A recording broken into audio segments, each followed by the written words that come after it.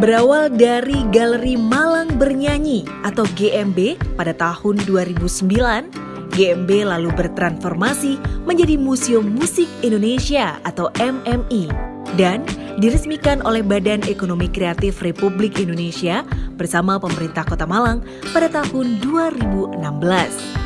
Koleksi yang ada di Museum Musik Indonesia sebagian besar adalah berupa media rekaman fisik, yakni kaset, piringan hitam, dan CD, DVD, serta VCD. Keunikan museum ini sebagian besar koleksinya bersumber dari sumbangan masyarakat.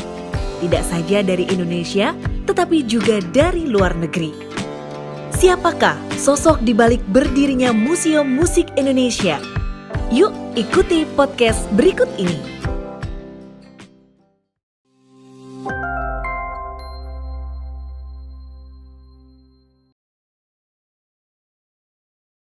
Halo Sobat Mako, apa kabar? Kembali bersama saya Vivin Citra tentunya. Kali ini di acara podcast kita. Dan kira-kira saya sedang berada di mana ya? Kalau kita lihat tepat di belakang Citra banyak sekali kaset-kaset gitu ya.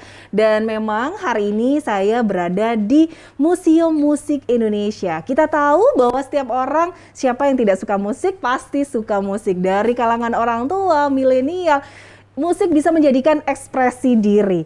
Dan kali ini saya sudah bersama dengan Ketua Museum Musik Indonesia, yaitu adalah Bapak Insinyur Hengky Herwanto MBA. Pak Hengky, apa kabar? Iya, baik. Selamat pagi. Sehat ya, Pak? Alhamdulillah.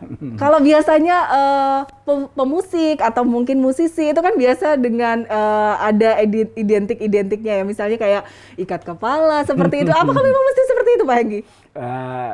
Enggak lah. Ini kalau kita lihat kan Iwan Fals gitu ya, biasanya kan bernyanyi dengan menggunakan ikat kepala atau seperti itu gitu. Apakah memang harus begitu gitu? Ya enggak harus, ya masing-masing kan sesuai keinginannya sendiri. Mungkin ingin tampil beda dengan yang lain. Bisa jadi ciri khas begitu ya.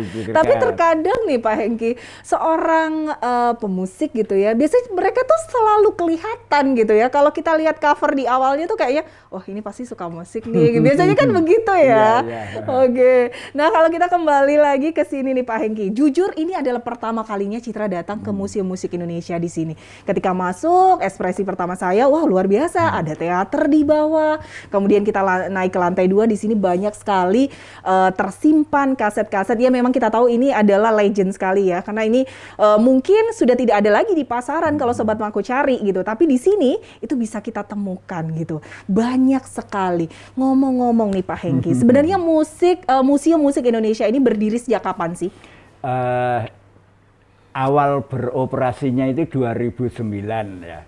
Waktu itu belum bernama museum tapi Galeri Malang Bernyanyi. Oke. Dan syukur alhamdulillah yang mencanangkan pendiriannya itu Pak Weni. Dideklarasikan di gedung di Hotel Kartika waktu itu.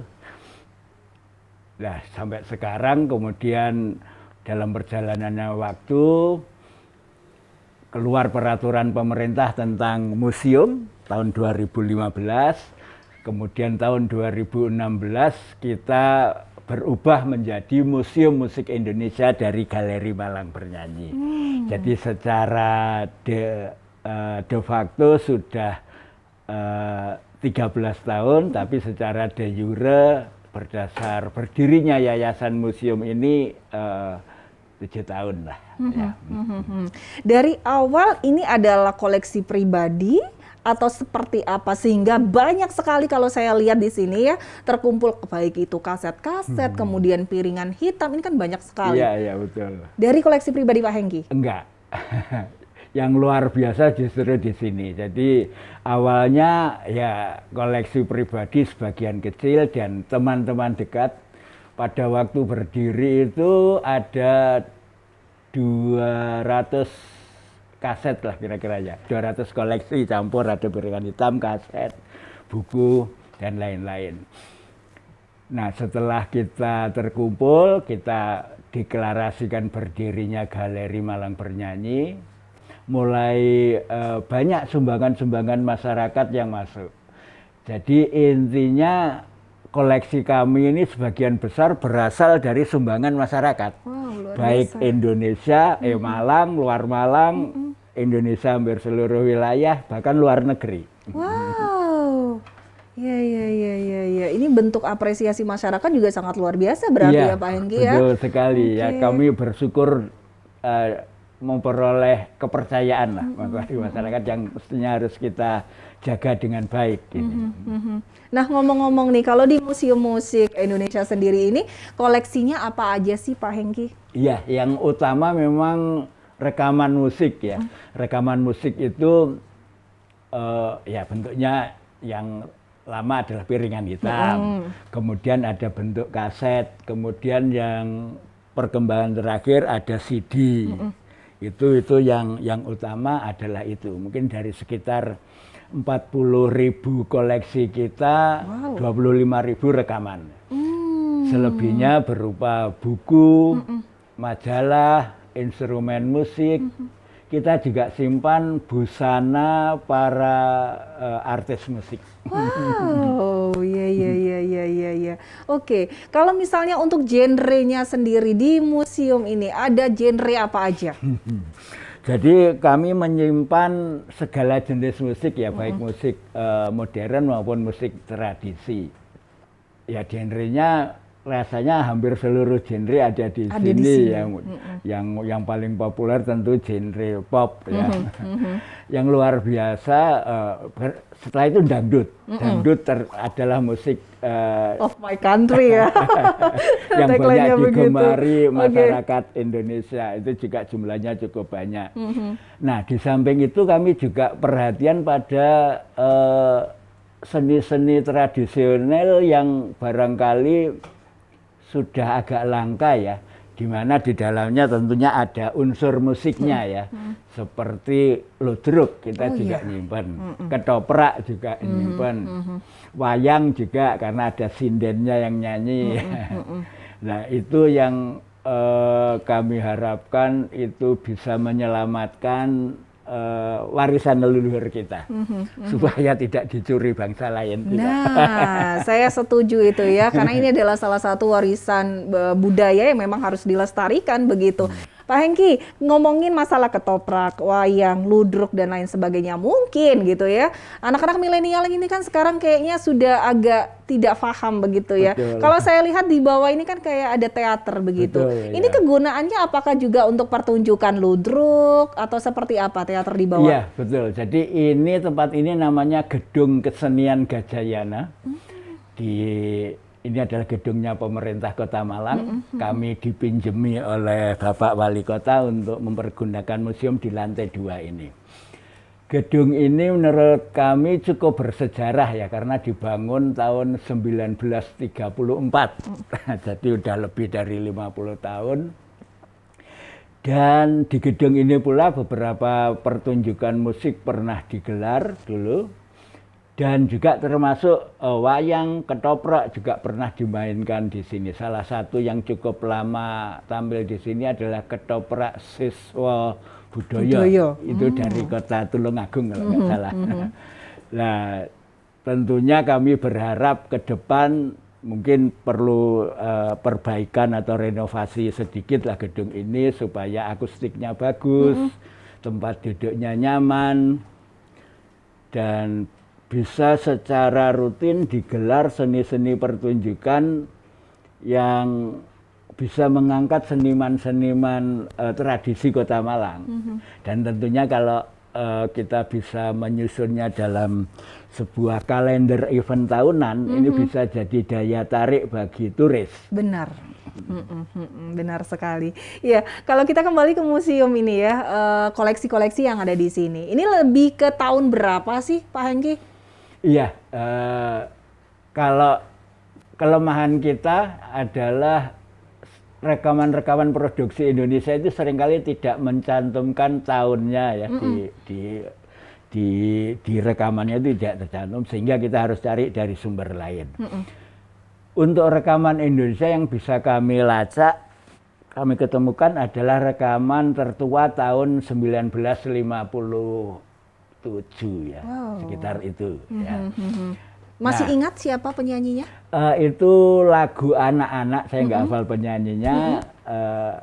Lagu dolanan anak-anak berupa piringan hitam diterbitkan hitam. oleh Lokananta. Lokananta itu label rekaman milik pemerintah. Iya. Nah dari tahun itu ya sampai tahun sekarang. Karena yang baru-baru pun juga kami kumpulkan, karena yang baru 20 tahun lagi juga jadi langka dia. Oke. Iya. Iya. Nah, kalau untuk perawatannya nih ya Pak Hengki, saya tahu bahwa di sini piringan hitam itu kan butuh perawatan ekstra dibandingkan kaset ataupun CD seperti itu. Adakah perawatan-perawatan khusus yang dilakukan di museum ini? Iya, sebenarnya perawatan yang paling sederhana ya membersihkan debu atau kotoran yang ada di dalam piringannya ya. Itu kita memang punya kegiatan rutin semacam itu, kita ajak masyarakat untuk bareng-bareng mencuci ya. Jadi sederhana aja, pakai deterjen yang tidak berbutir ya supaya tidak merusak. Setelah kita bersihkan ya kita putar untuk meyakinkan kita bahwa kualitas suaranya masih bagus. Karena kalau berdebu itu akan mengurangi kualitas suara dari piringan hitam tersebut. Nah kemudian itu untuk membersihkan. Kemudian kita juga mengganti beberapa piringan hitam yang covernya mungkin sudah rusak. Ya kalau ini masih bagus lah kalau menurut kami. Tapi ada yang sudah robek, kena tumpahan kopi misalnya. Nah, itu kita bikin duplikat covernya, kita perbaiki lagi beberapa sudah kita lakukan juga itu. Nah, kembali ngomongin masalah duplikat, baru saja disinggung sama Pak Hengki ya. Semua musik-musik yang ada di sini, apakah ada duplikatnya ya? Bukan berarti kita memperbanyak, tidak gitu ya. Tapi kan kewaspadaan itu harus ada, gitu kan Pak Hengki. Dikhawatirkan musiknya, kasetnya hilang, atau mungkin dikhawatirkan terjadi sesuatu hal yang tidak diinginkan seperti itu. Apakah semua yang ada di sini itu ada duplikatnya begitu? Kita pernah melakukan digitalisasi pada sebagian kecil koleksi kita ya, mungkin ada beberapa ribu lagu yang kita digitalisasi, cuma terus berhenti, tidak berkelanjutan karena memang membutuhkan sumber daya yang cukup besar lah untuk mewujudkan itu. Perlu tenaga, perlu peralatan, perlu keahlian ya IT supaya kualitas suaranya juga bagus. Jadi program yang sempat terhenti ini ingin ke depan kita lanjutkan lagi ya, mudah-mudahan bisa memperoleh dukungan sumber daya dari masyarakat ya. Memang betul sekali tadi kalau ini tidak kita simpan secara digital, secara fisik sangat rawan ya. Mungkin dengan berjalannya umur, kena jamur, kena debu, kehujanan, bisa rusak suaranya. Karena kan memang sayang sekali, ini adalah salah satu peninggalan yang memang harusnya akhirnya kita tahu. Kalau ada museum itu kan kita tahu, oh dulu tuh seperti ini musiknya, penyanyinya siapa saja begitu ya. Dan kalau saya lihat ini kan memang koleksinya banyak sekali yang seumuran bapak saya, jujur ini ya. Karena bapak saya suka dengerin gitu loh zaman-zaman kaset gitu kan ya Pak Hengki. Masih ingat nggak sih kira-kira dari sekian koleksi yang ada di museum ini yang punya cerita tersendiri yang gak terlupakan? Yang mana nih? Iya, ya. Jadi pada tahun 1971 ya, waktu itu mungkin saya masih SMP, pernah ada sebuah pertunjukan besar di Pandaan, Chandra Wilwatikta itu namanya, teater Chandra Wilwatikta. Di situ digelar festival Ramayana. Itu diikuti oleh beberapa negara di Asia. Indonesia sebagai tuan rumah tampil dengan versi Ramayana atau gamelan pengiring Ramayana dari Sunda, dari Solo, dari Jogja, dan dari Bali. Nah itu peristiwa besar pada tahun itu. Nah, setelah beberapa tahun kemudian, setelah museum musik ini berdiri, sempat suatu saat saya jalan-jalan ke sebuah pasar di Jakarta ya, di Blok M. Saya lihat ada rekamannya rupanya itu. Dan inilah barangnya itu. Rekaman saya boleh dari lihat. Festival Ramayana yang berlangsung di Pandaan tahun 1971. Ya, Essential from the Ramayana ya. Ya, berisi 4 gamelan tadi. Ada Sunda, Jogja, Surakarta, dan juga Bali. Ini waktu itu dapatnya termasuk susah nggak sih, Pak? Rezeki. Kembali lagi ke hoki gitu ya. Oke. Jadi tidak sengaja mencarinya. Oh, ternyata akhirnya mendapatkan. Waduh, ini pasti sudah seneng banget ya Pak Hengki ya. Terus saya di sini ada lihat Waljina, kemudian Ambon Manise juga ada di sini juga.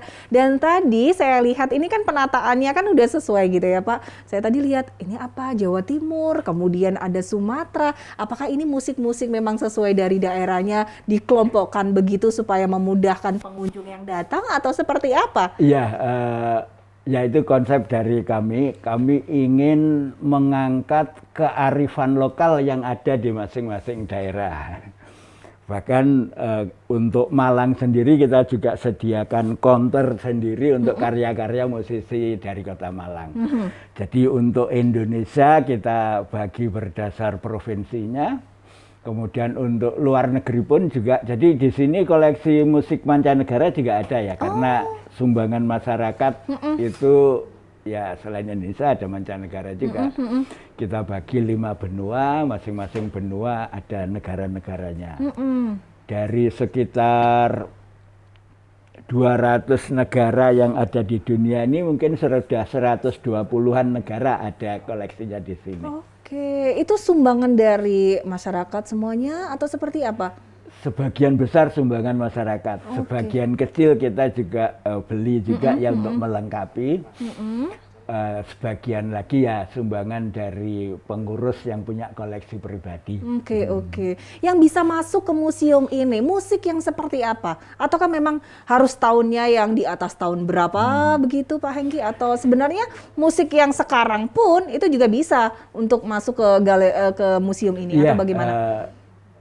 Tahun berapa saja. Jadi banyak juga beberapa grup yang meluncing albumnya di sini dan kemudian menyumbangkan koleksinya untuk menambah koleksi di museum ini.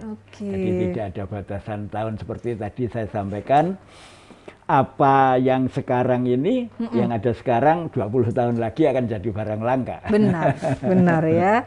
Makanya memang harus dijaga itu tadi ya Pak ya. Kalau tadi bicara ada kaset, kemudian ada buku, ada aksesoris ataupun pakaian. Kalau untuk aksesoris gitu ya, pakaian lah yang pernah digunakan siapa saja, musisi siapa yang ada di sini?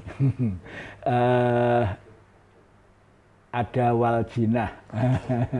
Ini legendnya keroncong kalau ini ya. Benar. Kami beruntung pada beberapa tahun yang lalu kami berkunjung ke tempat beliau di Solo.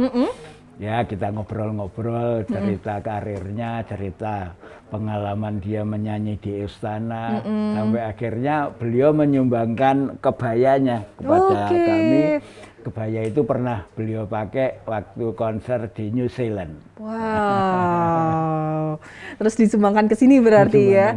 Aduh, ini berarti sejarah sekali itu ya Pak Hengki ya. Ada satu lagi.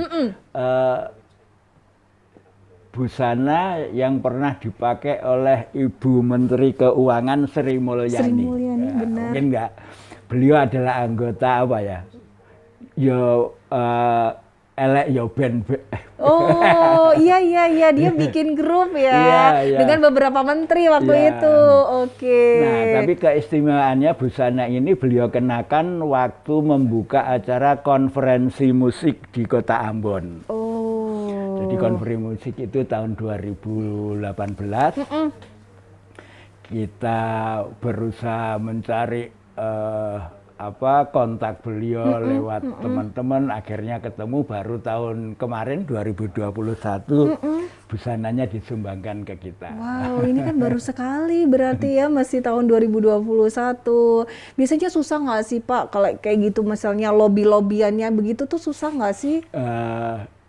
Ya harus nemu jalan yang pas. Harus punya channel ya kalau begitu. Berarti ini channelnya Pak Hengki sangat luar biasa, ini bisa sampai dapat bajunya sekaligus seperti itu. Ngomong-ngomong nih Pak Hengki ini memang pemusik atau penyuka musik atau seperti apa sehingga membuat museum musik Indonesia ini?